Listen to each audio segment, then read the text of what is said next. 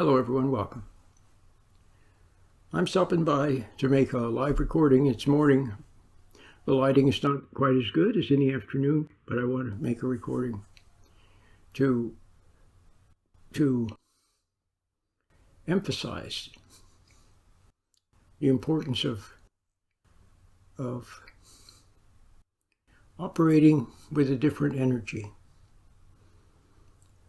When you are objective, when your consciousness is not lost in thoughts and imagination, when you're standing back, when you take a mental step back, you are able to exercise reason, wisdom, common sense, good judgment from a calm perspective.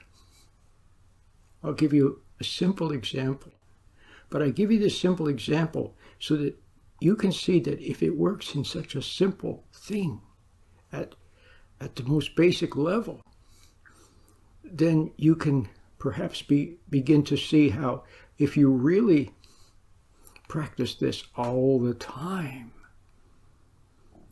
and if you always had access to wisdom and common sense and good judgment and patience, and much, much more than that, much more, then it could change your life dramatically. See, you've always tried to change your life. You've tried to roll up your sleeves and make yourself look good in other people's eyes, to prove something, to change other people, to manipulate the situation, so on. It's never worked.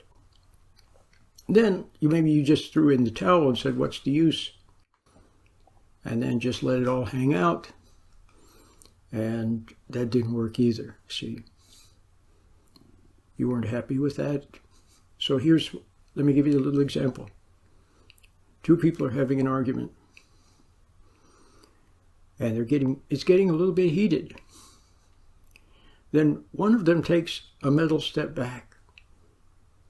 And taking a mental step back, he or she sees that it's not that important. It's not a big deal. This is his friend or this is her friend. They're arguing over some trivial thing. It's not important. A mental step back. Now no longer involved in the emotions, in the heat of the argument. You see what I mean? The person says, hey, it's not a big deal. Let's not fight about it. And the other person takes a mental step back also and says, you know, you're right. And they put their arms around each other and then they walk off and go have lunch together. You see what I mean? How beautiful. Your whole life should be that way. Your whole life, when you're dealing with other people, with your kids, with your partner at work, your whole life's that way. And dealing with your own issues.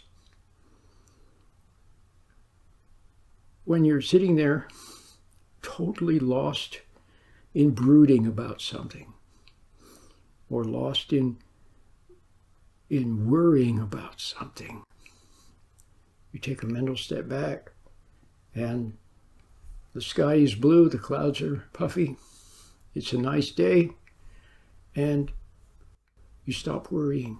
You stop brooding. See what I mean? Other people sometimes help us, don't they? They help us. They see you sitting there brooding. They see you unhappy. They see you resentful. And they try kidding you or changing the subject. See? They try to kid you a little bit or change the subject. Ask you some questions to divert you. We do that with kids, don't we? Sometimes we see the kid is real unhappy about something. We say, look, there's a robin outside. Let's go look at it. Change the subject. You see what I mean? Now, obviously, we can't go through life changing the subject. That's what you do, but you do it in the wrong way. You do it in the wrong way. You try to escape one thing with another. You're sitting there worrying, so instead you smoke on a cigarette. or you sit there smoking a cigarette, and then you go eat something that you don't need, and then you go buy something on the internet that you don't need. You see what I mean? You are changing the subject, but to get out of what brooding you were doing, maybe, or what worrying you were doing. But that can also be avoidance. See what I mean? But this is not avoidance. This is a conscious taking a step back and looking from a different perspective. See, in the example of the mom and the little girl, and she's unhappy about something, and then mom changes the subject. Hey, did you see those new cookies that I got today at the store? No. Wait a minute, did I get cookies or not? I can't remember. Could you go and take a look and see? I'm kind of tired. Could you go take a look and see if they're in the cabinet? Subject changed. Mommy, I found them. Hey, you want to eat one? See what I mean? So the mother, from her enlightened perspective, she saw that she needed to help a little bit. See, it changes up. Now, I want you to understand that when you take a mental step back, to the extent that you do, it's good. But when you take a mental step back with meditation, and then carry that meditation, that stance, that perspective with you through the whole day, then magic can happen. How so? When you practice the little meditation that I always talk about, for 30 years I've been talking about it. You close your eyes and you look at the little patterns of light on the inside of your eyelids. You look at the little pixels of light. And as you look at them, you see that your forehead is involved. So you're looking and you see little patterns of light, little pixels of light, little sparkles of light. Now you're no longer lost in thought. You're no longer lost down there in imagination. Now you're standing back. Your soul has taken a step back and you're observing the place where improper thoughts rise up and where you get pulled into daydreams and pipe dreams and worries. See, now you're in the light and you see the spiritual light, and the spiritual light cancels out the rabid thoughts and imagination. Now your soul is actually outside of time. Yeah, you're still in your body in time. Your body's in time. Your soul is in the timeless realm, in the realm of stillness, from which God created the universe.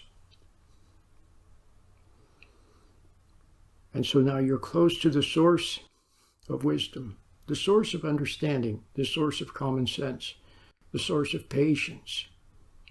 Isn't that what you need with people? Isn't that what you need? Patience. And for yourself also. If you have patience for other people, then you'll have it for yourself. You'll have it. Not yours, but coming from that timeless dimension. There's magic. Magic comes through there also. Magic.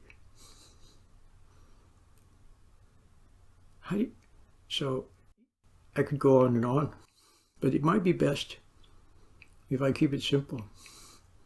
If I start talking about the magic and give examples, then you might try to make it happen, but not with a pure intent. Your intent will be to have some power or magic. No, that's not good enough. What you need is just to want to know the truth and to really and truly want to be patient with others and realize that you haven't been, and you can't, of yourself you can't. You can only fake it or put on a pretense of it with emotions and catering to people and spoiling them and so on. And you need true patience. You need understanding, don't you? And you need guidance. It all comes from that realm. So wanting to be right and knowing that you can't make yourself right. and realizing that you need something else in your life. And you get the little meditation that I have. It's free. I have 2 of them. I have the free meditation, which is like 8 minutes long. It's very nice. Very, very nice. Like I've always said, it may be all you need. What else do you need? If you find the source of wisdom, of understanding, of patience,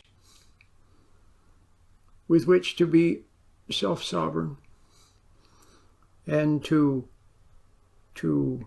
gain some control over your emotions and to influence the world for good instead of the world always influencing you for wrong and upsetting you, now your calmness, see, flows out. So that's what you need. So you get the little meditation, and you could also get the 4-part meditation that I have, which is, I've made it free. Sure, you could click on donate and make a little donation if you wanted to, but you don't have to. It's free. And there's a couple of books that go along with it, ebooks. So what are you waiting for? What are you waiting for? Go ahead and get it and give it a try. It's so simple. It could be just the magic that you're looking for.